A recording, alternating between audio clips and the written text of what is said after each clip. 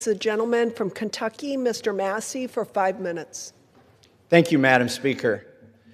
Congress created the Department of Justice. Congress funds the Department of Justice, and Congress is responsible for the oversight of the Department of Justice. When will we see justice? I'll tell you what I've not seen. I've not seen any arrests from the revelations in the Epstein files, over 3 million documents describing horrible things, describing unspeakable things, so much of it redacted.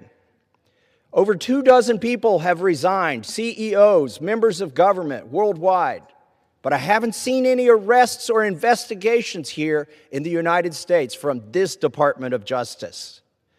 Prince Andrew, Duke of York, who has since been stripped of his royal titles due to his affiliation with Jeffrey Epstein, has been arrested. Peter Mandelson, who previously served as UK's ambassador to the United States, resigned in disgrace from United Kingdom's House of Lords and the Labour Party, and he's been arrested.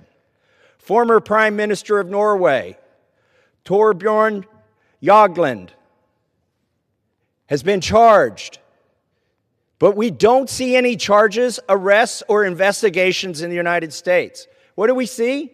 We see our FBI director celebrating in the locker room at the Olympics overseas. It's fine to be proud of this country, but we should be proud of this country because we have a system of justice that works, and yet we do not. Who are the men that should be investigated? I'll name them right here. Leon Black. You don't even have to see past the redactions to see that this man needs to be investigated. Jess Staley, accused of terrible things. It's right there in the files. Why is he not being investigated?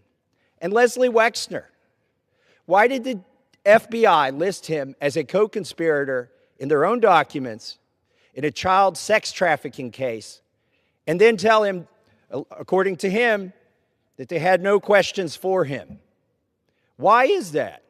Well, the Epstein Files Transparency Act requires the DOJ and the FBI to disclose to us their internal memos and emails about how they made those decisions, whether to prosecute or not prosecute.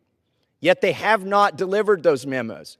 And we still don't have the memos and documents and emails from 2008 to explain why Jeffrey Epstein was given such a light sentence in what would have been an open and shut case of child sex trafficking, which allowed him to go back and recommit these terrible crimes, create hundreds of more victims, and ensnare so many other people in his conspiracy.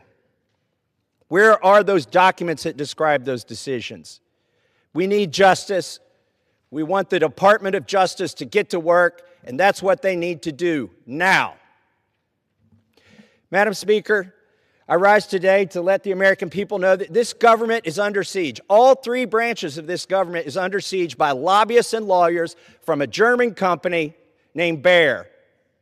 They spent over $9 million lobbying the executive branch and the legislative branch so that they don't have to be liable for any damages that their herbicide causes, otherwise known as Roundup. And they're having some success. Now, they haven't had any success yet in this chamber to get that immunity. They've had some success in the state legislatures, which are also under siege, to get this immunity from liability. Look, the Constitution guarantees people a trial if they've been harmed. Why are we contemplating going against the Constitution? The Attorney General has opined favorably for this German company in front of the Supreme Court about getting rid of any liability that they should have for any damages. And the most recent thing that we've seen, the executive branch. By the way, the President's Chief of Staff and the President's Attorney General work for one of the biggest lobbying firms that's received hundreds of thousands, millions of dollars from Bayer.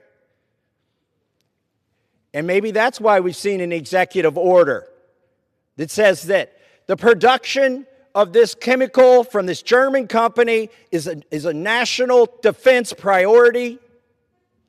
And we know why they're doing that. It's to keep them from having any liability.